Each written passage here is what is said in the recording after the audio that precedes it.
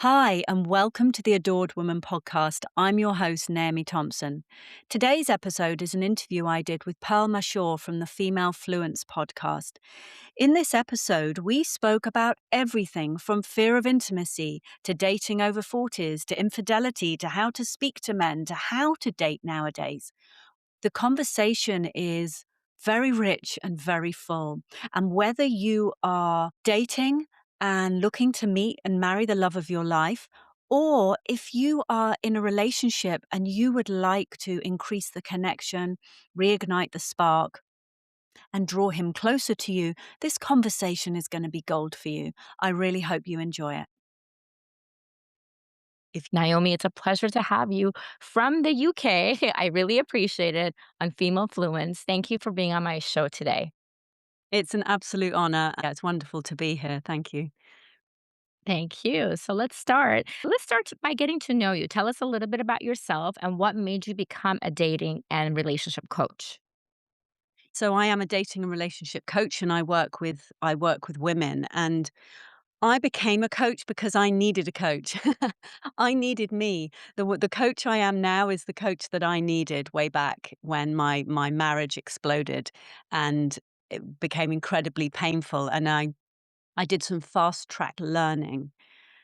And what I started learning just was like a paradigm shift for me.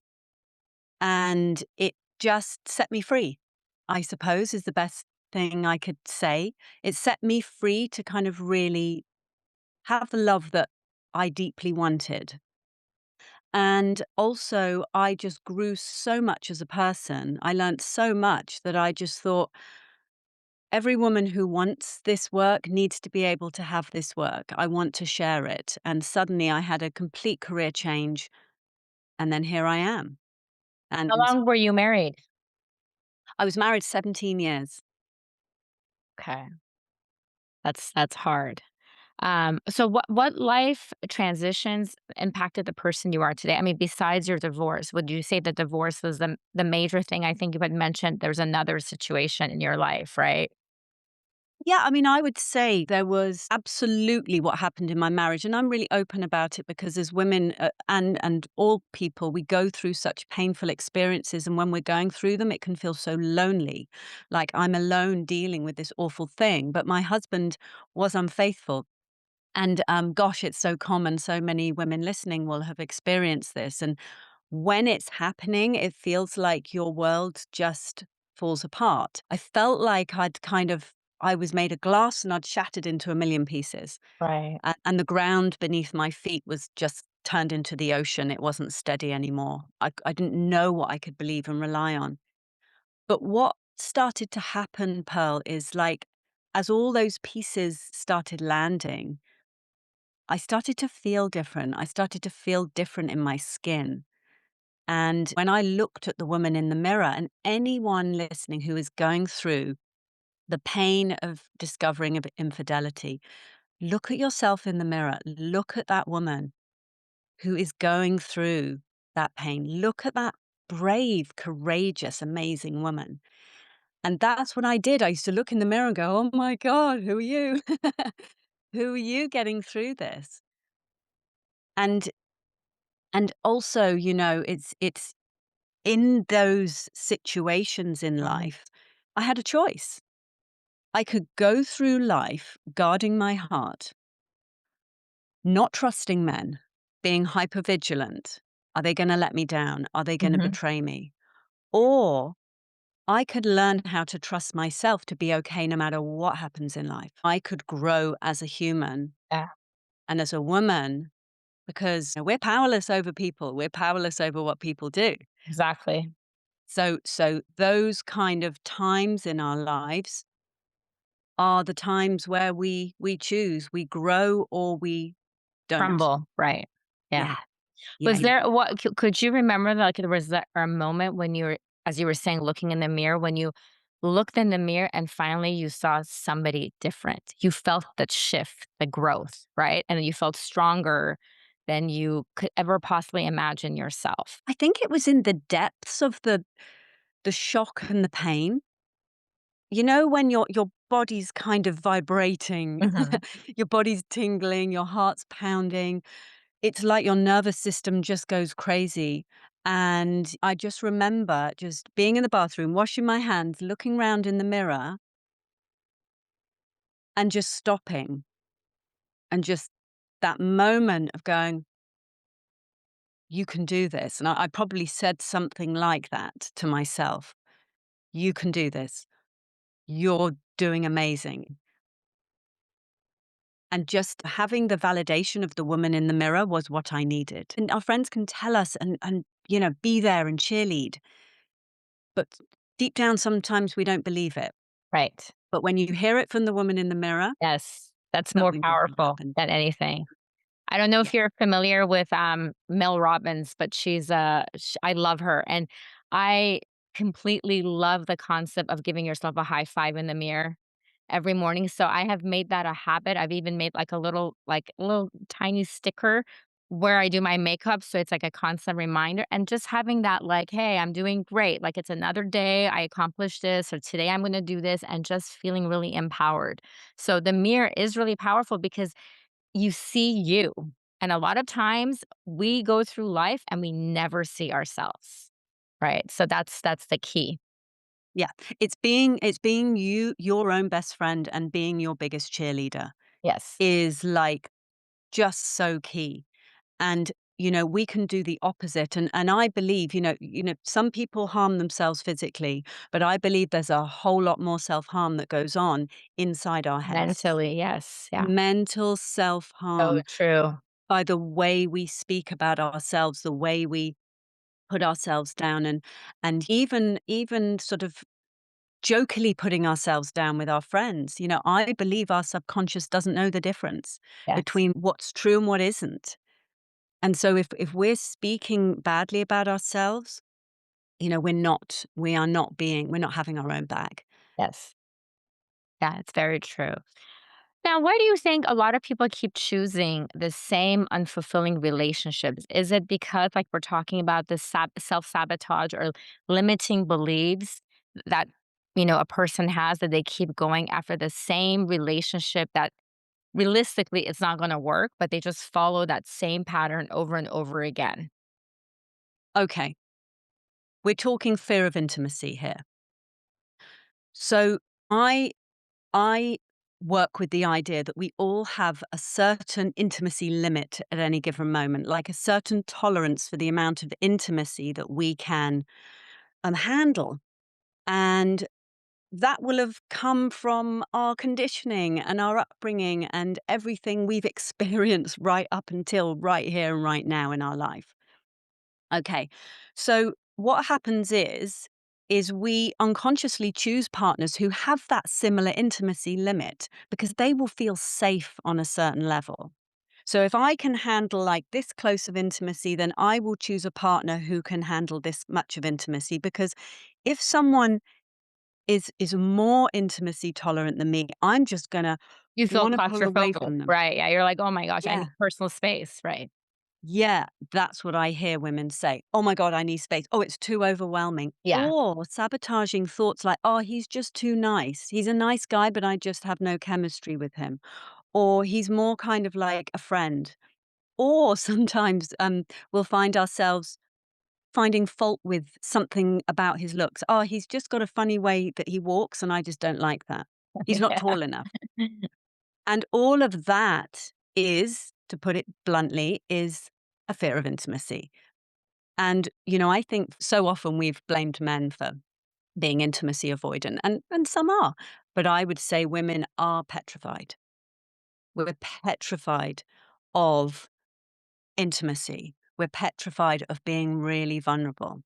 Now, you meet someone who can only handle this much intimacy, you're going to feel safe on a deep level because they're not going to try and come closer and challenge the vulnerable feelings inside of you. So, also, what happens is if the gap gets wider, so say like you're dating someone and he's a bit hot and cold, he's hot and that's going to feel really good. When he goes cold, he's going to pull away. And then what happens is that intimacy gap's got wider. That's Mhm. not going to feel good. Mhm. So what a woman will do is try and bridge that gap. She'll try and fill that gap. So she'll lean into him. She'll chase after him. Oh, hi, haven't spoken for ages. Is everything okay? Can we talk about this relationship? She'll chase him. And then when she pulls back, gets on with her life, does whatever, he's likely to come back too because he will feel that gap. But also, as I said before, what happens is when someone who is more intimacy tolerant starts coming towards you, then all of that reaction comes. And that's where you can step in with yourself or with a coach, with courses, with whatever, your books and learning. When you become more self aware, when you up level your tolerance for intimacy and feeling vulnerable.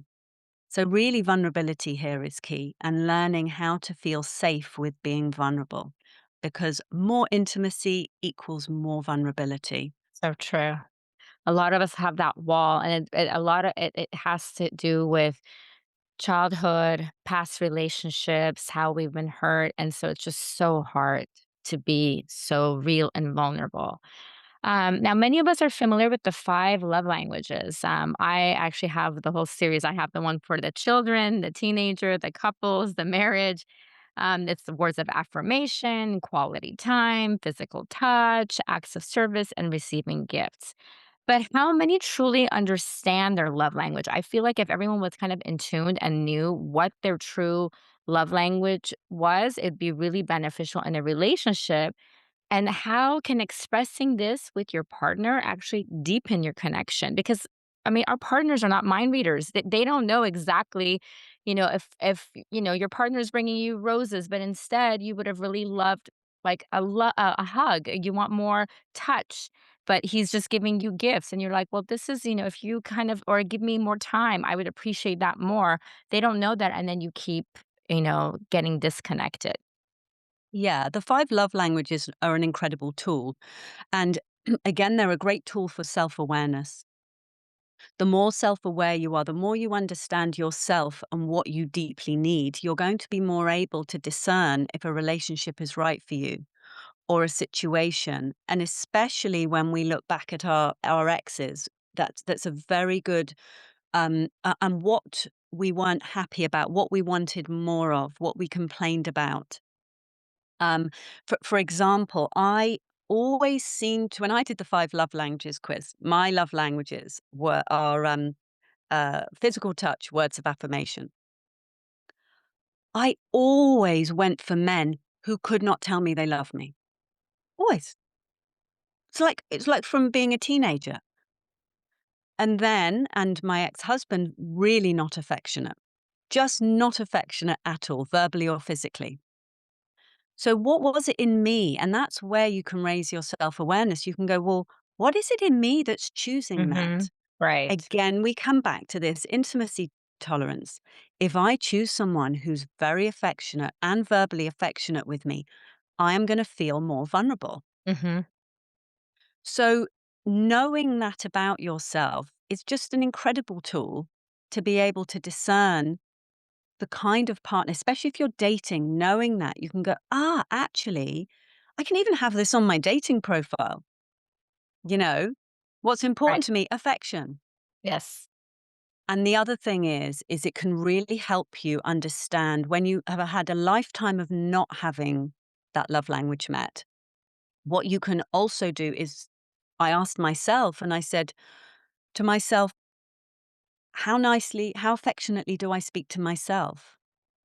That I keep choosing these men who cannot speak lovingly to me. And as soon as I changed that in me, my ability to be able to receive it, my ability to be able to hear these loving words increased. And then now my partner is the most affectionate and verbally affectionate man I've ever There met. you But it, go. it took me doing that. Yeah. So, and then then sharing that with your partner is wonderful. Wonderful because when so much anger that women feel is about their man not meeting their needs. Whereas when you can just communicate with warmth, I feel so special when you buy me flowers, or I just feel so loved every time you wrap your arms around me, then he knows he's winning. He's winning at making you happy, and that's what he wants to do. So I Exactly. love it. So a lot of self-awareness, right, is important in order to make a relationship successful. You need to be aware of what's important to you and makes you feel good so you can communicate that with your partner.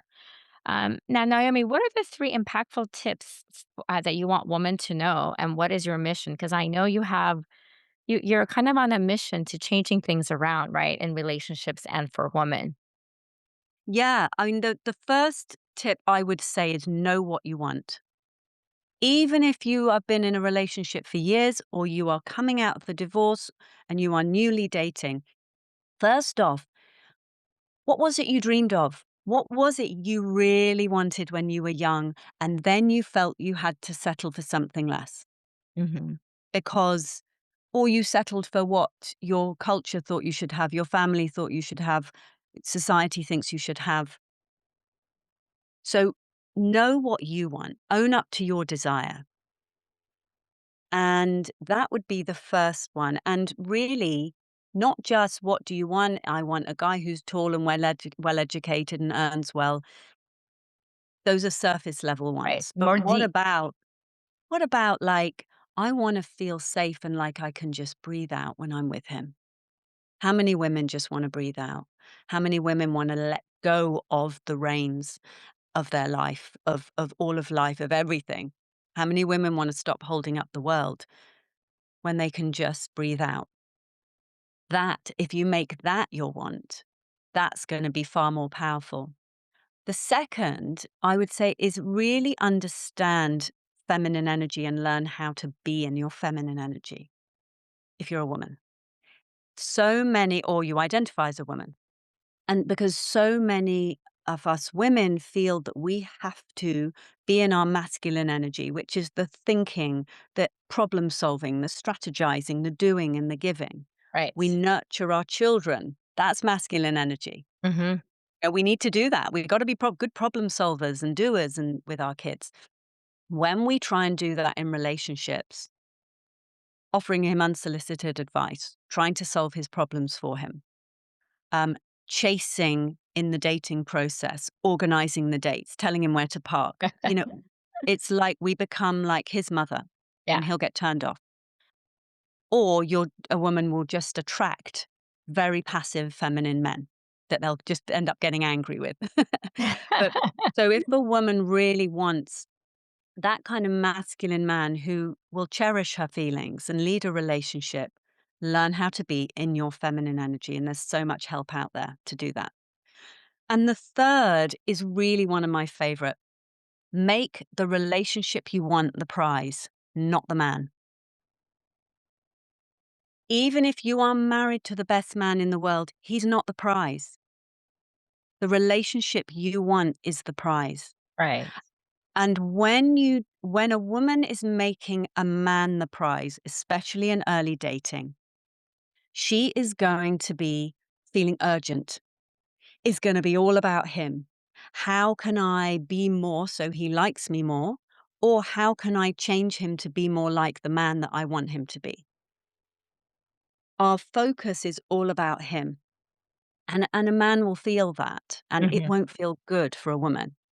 So if you make the relationship you want the prize, then you're not going to feel so attached to the guy if he's not right. Right.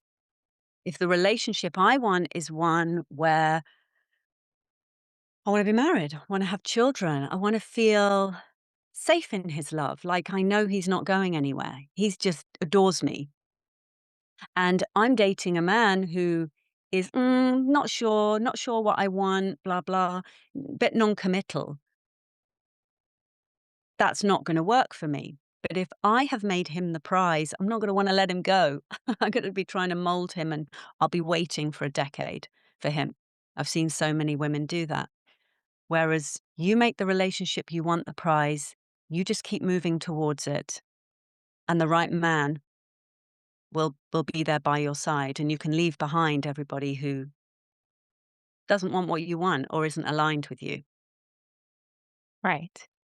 Wow, those are some very insightful tools that you've given us. I loved every single one of them.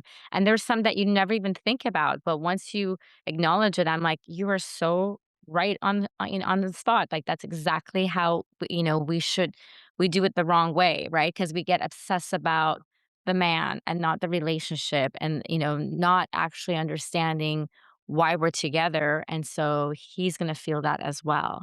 Now, I know we've touched about this before, but do you think that self love is really essential for truly loving another person? Self love is, I would say, to be really open hearted to another person, which to me is kind of what love is. Love is in our actions, is in our responses to a person. It's in our interpretations of their actions. And there's so much of that in a relationship, that delicate dance, that if you are busy not loving yourself, if you are busy beating yourself up, if you are busy with that, then it's very hard to have a very open heart with somebody else. And also, you're going to be more reactionary. You're going to be more vigilant for criticism out there in the world. So your partner may say something to you and then you're going to get triggered. So in a way, it's actually quite hard to receive love when you don't love yourself.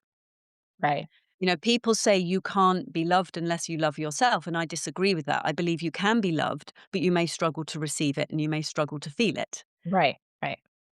However, I don't believe we can fully love with a really open heart if we're busy hating ourselves. Very true. So true. Now we're going to change things a little bit and get a little spicy. Through your coaching, what insights have you gained about the differences in how men and women view sex? Okay. So my feeling is there are not many women who can handle casual sex. And some women say, yeah, yeah, I can do that.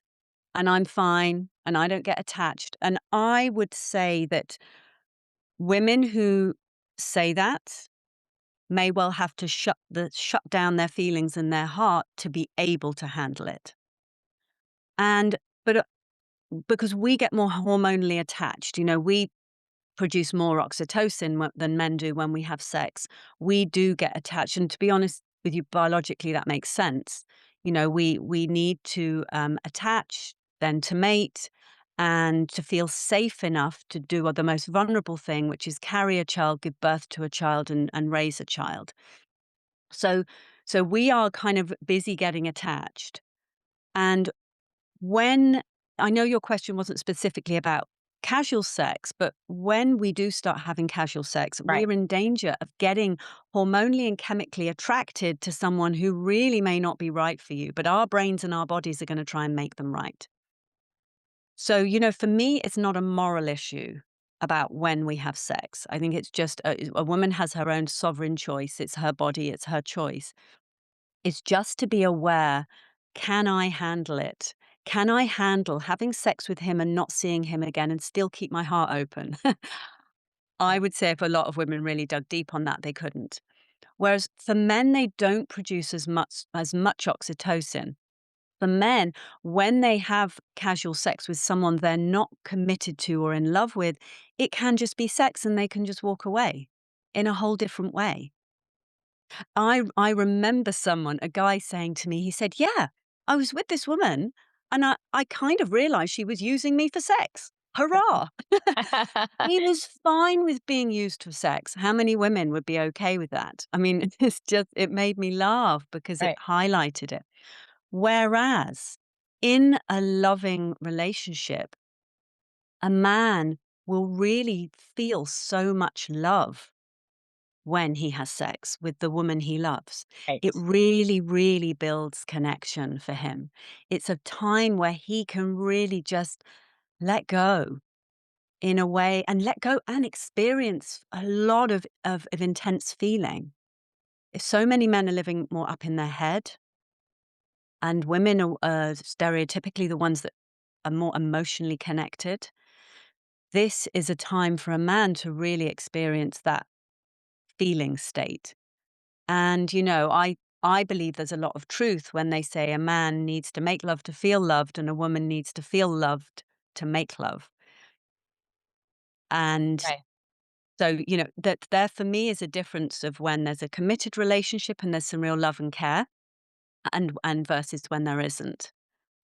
Right. I mean, there's the idea that men who know what they're doing make love to the brain first, right? And then suggest that emotional and intellectual connection is critical.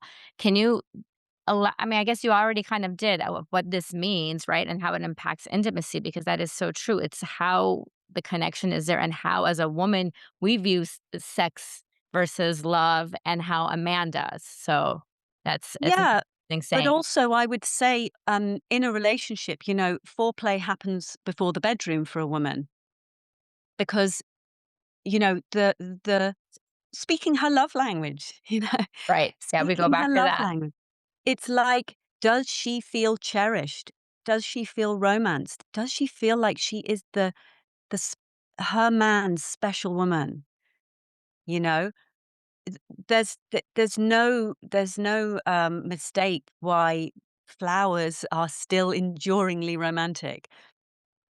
There's these delicate, fragrant, beautiful things, and it's almost like telling a woman she is delicate and Right. special and fragrant and beautiful.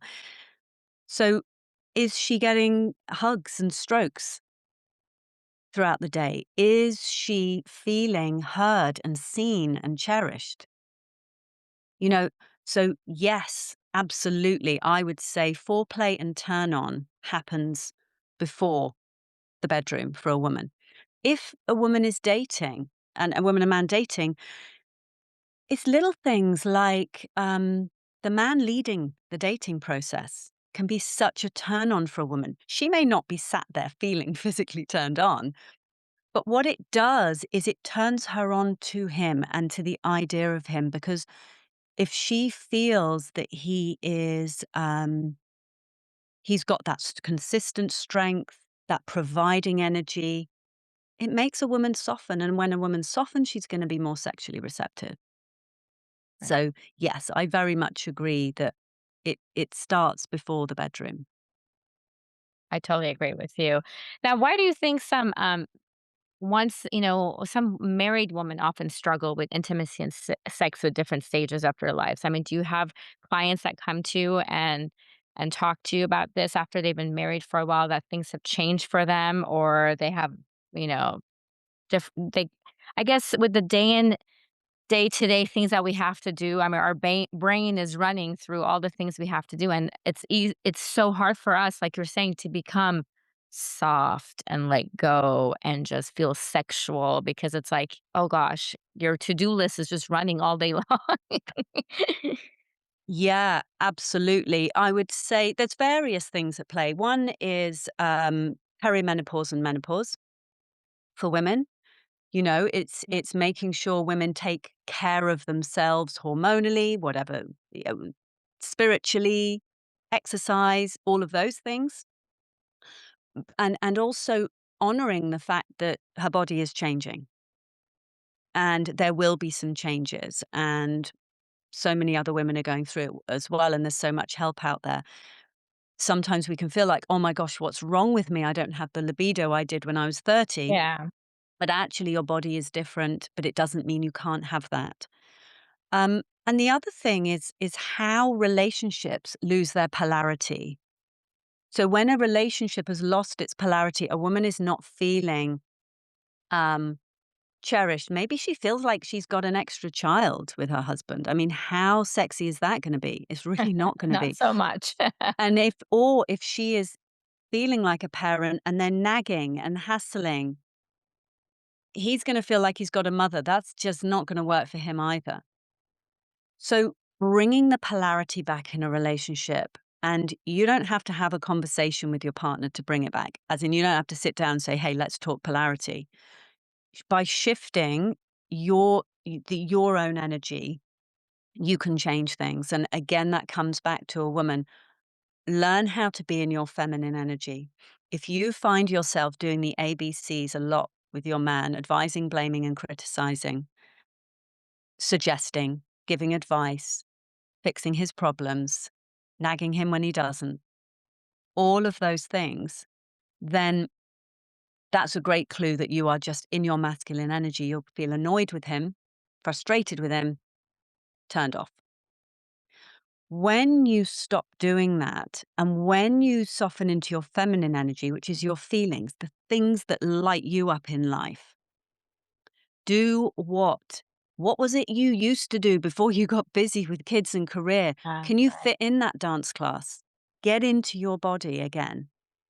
And, you know, start putting yourself first if you don't already. Because, if you want to be the kind of woman that a man wants to pursue forever, then your life needs to be the prize, not just your marriage, just not just your children, not just the needs of other people, but actually we can show up as the best mothers, the best wives when we put ourselves first. So it feels like a long-winded way of talking about our libido and of talking about sex, but how turned on are you to your life? Rather than focusing on my husband and what he is or isn't doing, or what he's complaining that I'm not doing, it's like, where has that cherishing gone? Right. A man, I would say, the masculine energy, which is normally men, need to feel respected for their thinking. That's primarily they want to be respected for their thinking. And the feminine energy needs to feel cherished for her feelings cherished. Now, of course, as women, we like our thoughts to be respected, but given a choice, if my man's going to cherish my feelings or respect my thinking, I want the feelings cherished because that's what makes me just feel Right. adored. And for a man, a woman can bring some polarity back into the relationship by stepping off the gas of advising and blaming and criticizing and just noticing when he does something and Yes. appreciating him for it. It's so true because I feel like a lot of times in a marriage, especially if you've been married a long time, it's like if he does one nice thing here and there, you completely forget about it, but it's like, "Oh, you forgot to do this," and it's like constantly, and then you realize, "Wait, I'm just nagging and nagging and nagging," Yeah. and so that is very true. It's just taking that time and say, "Listen, I really appreciate it that you did this," and that goes both ways. I mean, the, man Mm. needs to do that for a woman too. Just constantly, I feel like showing appreciation and just having, um, a passion for life will create a passion in your relationship. You just need to be like, to day-to-day basis, just be happy that you're there and appreciate one another and not take each other for granted, and that just will evolve into, "Okay, I'm appreciated, so I'm loved." So then both of you will kind of soften. But it's very true, I feel like a lot of us as moms, I mean, I'm a lot like that is because, you're constantly managing the whole household and you're managing the children. And then it's like that masculine energy, it's like I need to like really like turn it off physically, like tell myself, okay, I need to like, and that's what happens when I'm just with my husband one on one, or if we go on a date night and I feel a complete different person when the two of us go on a trip together because it's like I don't have to worry about the kids. I don't have to worry about all the to-do lists and I can just bring out that feminine energy completely and just put that masculine energy away. So, Yeah. And so many women say, well, if I give him a compliment, or if I appreciate him, he's just going to take me for granted, or he's just going to think he's doing enough. I hear that. And actually, um, and so I've heard women, and I think I've probably said this before years ago, is like, oh, well, do you want a medal for that when he said he's done something? yeah, that's But true. it's remembering women, when men do things, they take out the trash, they fix the shelf that's broken, they're doing it for you. Yes, you both own the shelf and the trash is both of yours and the house is both of yours, but he is doing it for you. The more a man is appreciated, the more he grows. You'll Yes, see his chest open. If you're at home and your man arrives home from work, meet him at the door. It isn't 1950s housewife stuff. This is just real because that is you playing your part in the polarity here. And that is appreciating the masculine for who he is. Now, I'm not there are obviously so many variations of relationships. And I'm talking about, you're a good woman and a good man, and you're in a relationship that is mostly pretty good, but you're just having your struggles and you've lost connection. But those things, if you can step up with the emotional maturity to go, actually, I am going to express appreciation. I'm going to be there with a hug and a kiss when he comes in. I'm going to look, I'm going to walk over to him. I'm going to just appreciate him for how hard he works for our family. Right. I am going to tell him how good it feels to have him home or to have him do this job in the garden and just watch him grow. And what will magically happen if he's a great guy and he's your guy and it's the right thing for you both, he is going to grow and want to cherish you even more. It's just the magic of polarity, but it just takes you to really pull Take on that your step. emotional maturity. Yes. And Yes. everybody could I mean, everybody loves a greeting. Like, I remember even just with my kids when they were young, you would go out for a second, you would come back, and they would just sprint to the door, and that it was such a magical feeling, like, when I would open the door and I'd see, like, my son, my daughter just grab me or give me a hug or say, "I missed you," or "I love you," and that just sets the tone for the rest of the evening. It changes everything versus he comes in, you don't even see him, and the moment he arrives in the kitchen, you're just yelling and complaining about what the child did or, "Oh, you had a horrible day," and that just shifts everything, not in a positive energy. Yeah. Yeah. Yeah. I remember a therapist telling me the effect on the brain it has when if someone has been very much in sort of fight or flight, their nervous system is really rattled, or they're very low, very depressed. She was saying to me, I mean, I don't know a lot about the brain, but she said you can grow the hippocampus in the brain, the hippocampus part of the brain, which is where you learn and Right. where you can really see the big picture. Um, she said by giving people loving looks, just giving someone a loving look when they walk into a room has an effect on the brain, and obviously, there's so much more we can learn about that. And I love It's that. so easy and quick, right? It's so easy. Um, Now on another note, I mean, I know you've experienced this personally yourself. If a woman discovers infidelity in her relationship, should she forgive? And if she leaves, how can she learn to trust again in a new relationship? So should she forgive is really there's no black and white answer for that because there are no shoulds here. It's really down to the individual situation.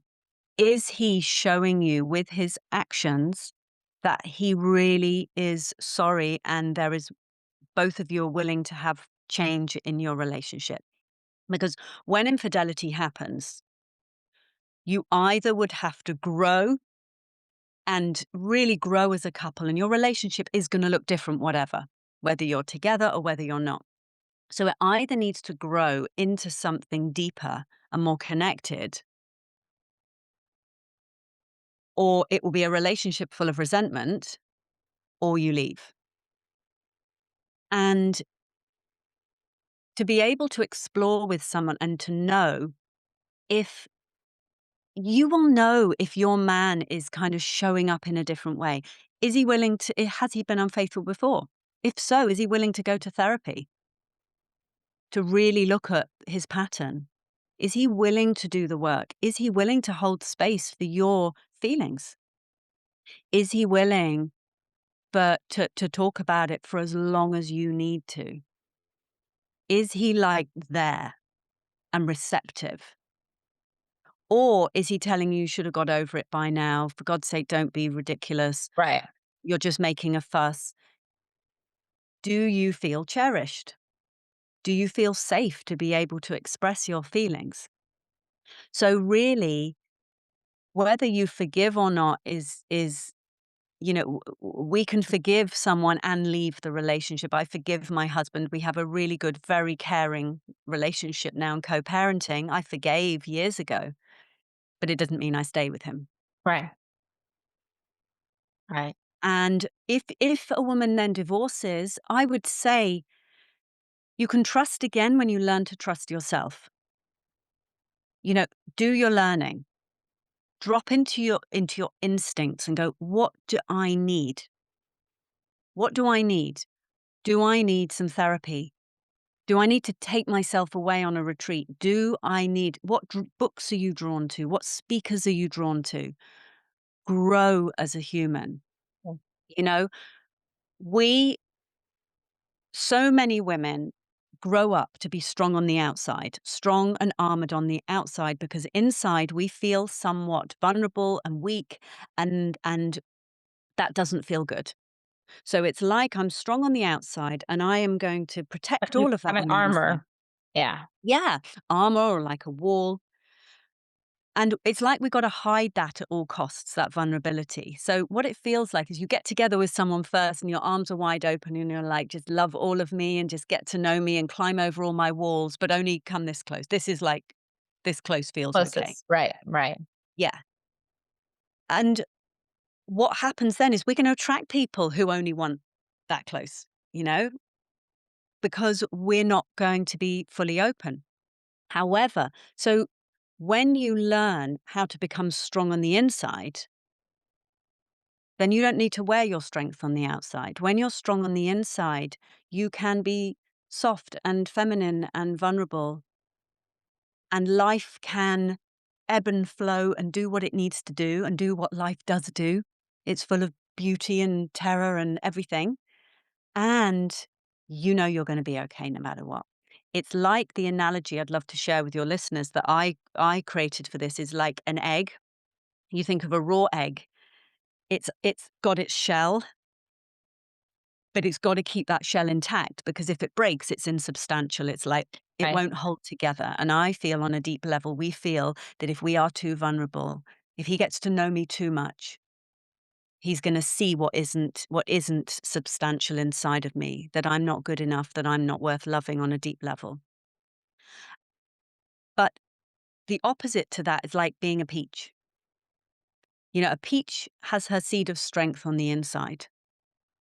On the outside, she's soft and juicy and just delicious and feminine, and everyone wants the peach in the fruit bowl, you know? And no matter what happens on the outside, she's got that strength on the inside. So, that's what I would say. If you are recovering from infidelity, find your people, find your tribe, find women who can really support you and find that, deep friendships, become that, learn how to become a peach. Learn how to become strong on the outside so you can still keep that softness Yes. on the outside. I absolutely love your analogy. I'm a visual person, and that was just the egg versus the peach. I love it. It's simple. I Yeah. totally got the visual. So thank you for sharing that with us. Now, how about online dating? Because it seems to be the new way these days. Do you think it works? What is your take on it? Any tips? Do you recommend it? Because it's really hard, I feel like, for any, I mean, not just for 40 and older, but I just feel like even with the younger generation, it's hard for people to meet people these days. I don't know if it's just a busy life. I don't know when people socialize, they're too much on the phone, so they're not even making connections when they go to activities or events, but it's like the new world. Well, online dating, I see it and I say to women, it's okay not to like it. Online dating is a vehicle to getting what you want, it's not the destination. So it's really okay not to love online dating. Um, However, I say to women, online dating is a window and you need to be visible. If you want to meet the love of your life, you need to be visible to him. And dating apps are fantastic windows. You get to be visible to a lot of people who are looking for romantic connection. It's not always the connection you'll want. However, there are so many people wanting the kind of connection that you will be wanting. So online dating can be part of the whole dating for you. If you've got a fantastic social life, really strong community, you're meeting lots of different people, then hey, you may not need online dating. However, nowadays I find, and I remember meeting guys online, I met my partner online, and all of my clients who are married and in long-term relationships now met their partners online. And I spoke to a man and I said to him, actually, my partner, I said to him, would you have approached me if we were at a party or at an event? Would you have asked me out? And he said, no. He said, not because I wouldn't have been attracted to you, but he said, I wouldn't have known maybe you were attached, not attached. He said, I just too many variables and I wouldn't have. And a number of men said that. So online dating, immediately you are connecting with people, most of whom are single and looking for a connection. So already you're in the right place. Um, and I would say the thing with online dating is be serious about looking for a great relationship, but don't take online dating too seriously. If you're chatting with a guy, messaging, and he suddenly disappears, next, Right. let him go. You know, we spend a lot of time getting tied up in knots, getting upset about things like that because we get attached to the idea of somebody. And I think that's what online dating can do. We get attached to the idea of someone. We can get emotionally attached to a guy's photos and a few texts with him. And suddenly we've built this idea of this incredible guy. So Right. one of my biggest tips with online dating, and I work with a very specific dating structure, but one of them is do not message for too long. Don't be still messaging a week later with someone that you haven't even spoken to or video called with. Have, you know, just you can let him know. I just don't feel so great texting for too long. It starts to Right. feel imaginary. That's what I said to guys. 'Cause it did. It felt imaginary, and then you're disappointed when you meet them because Right, you've that's so created a true. place in your Because 'Cause mind. you're creating this, like, imaginary person in your head, right? For so long, it's like reading a story. You just have this complete different person that you're kind of making up as you go along, so you're right, and then you will be Mhm. disappointed once you Yeah. meet them in person.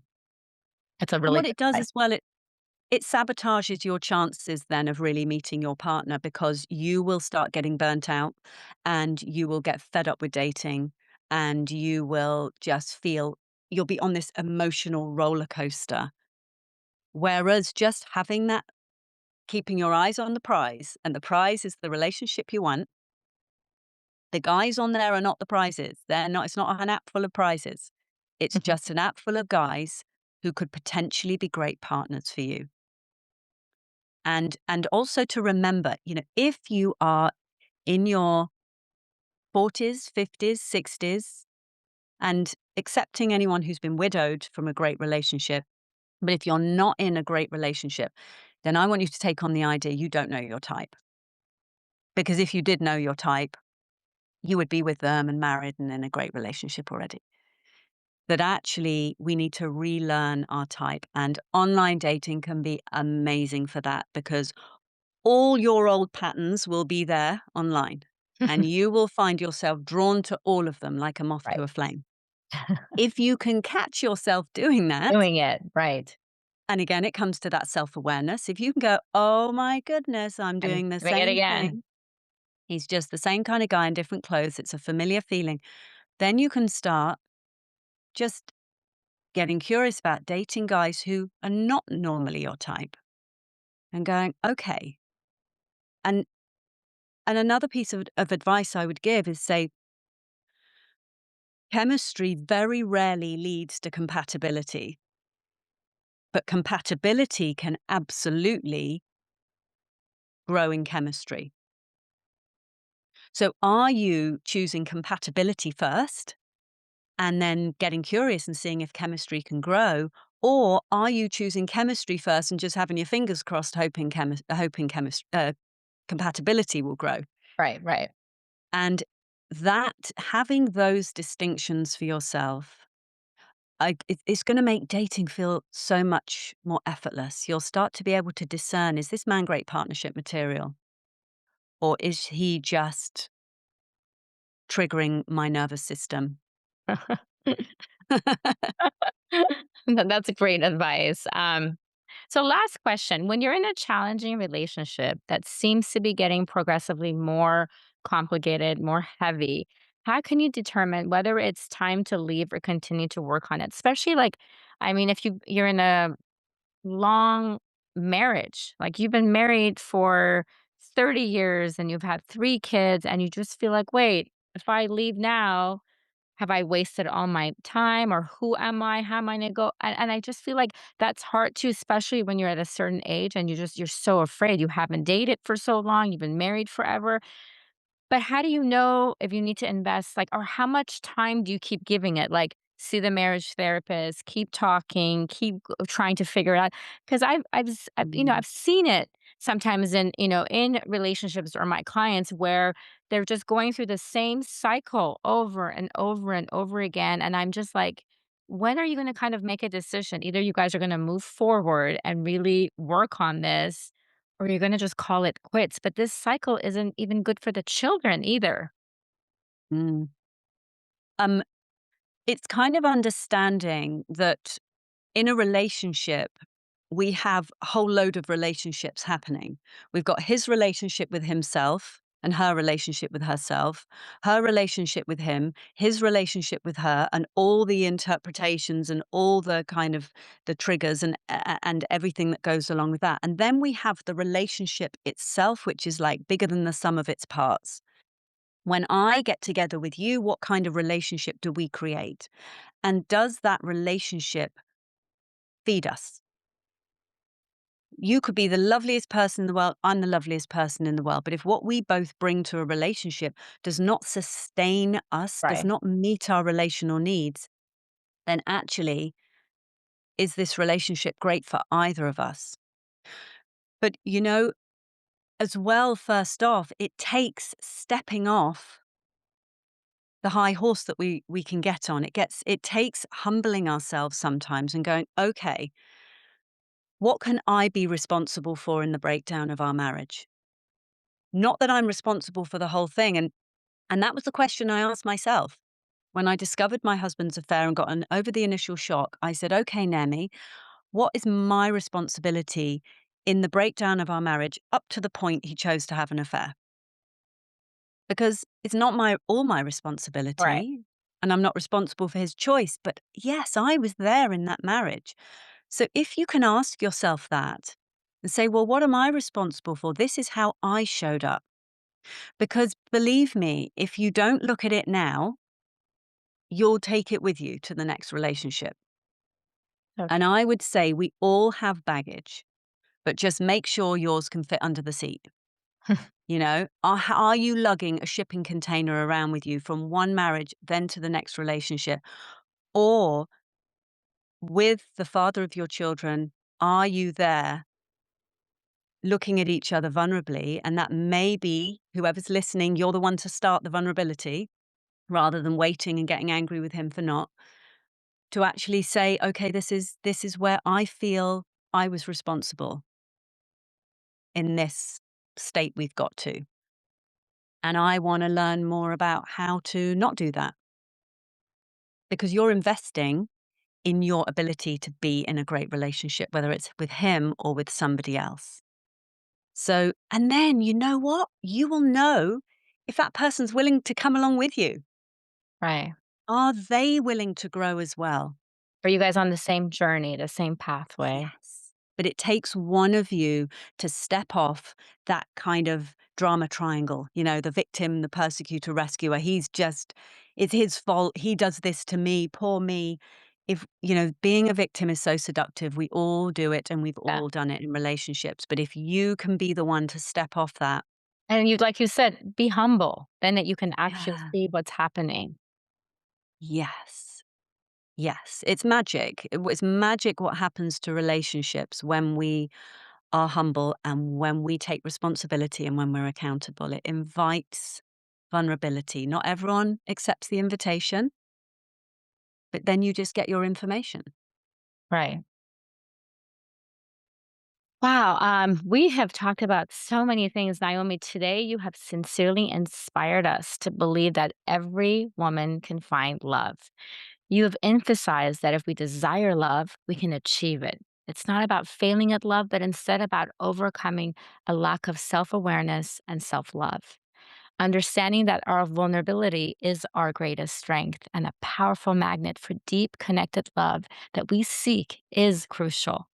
We will attract the love we believe we deserve, so it's essential to love and respect ourselves. This self love, self acceptance, and responsibility for our emotional needs clears the path to intimacy and connection we deeply need.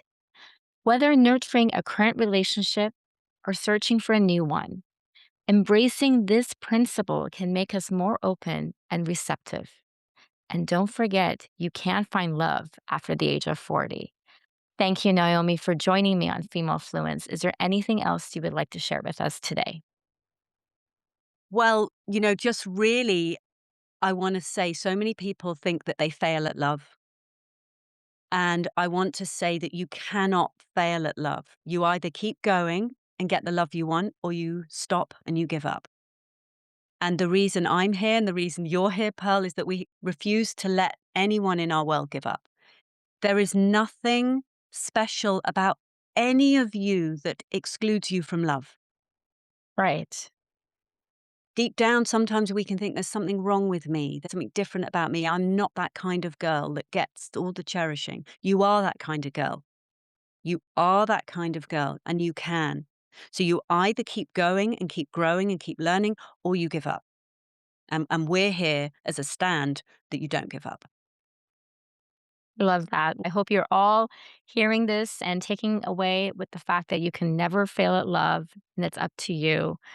Thank you so much. All the links will be included in my show notes. Please check it out so you can follow Naomi. She has great advice, her Instagram, her TikTok, everything. It's just really inspiring. Us all feel that we can all find love and continue loving ourselves and loving each other. Thank you so much. Hi, it's Naomi here again. What an incredible conversation. If you loved this episode and if you could hear things that we spoke about that another woman in your life could really do with hearing, then please do share it with her and get my free training, The 9 Aspects of the Adored Woman. You will absolutely love this training, and I can't wait to see you in the next episode.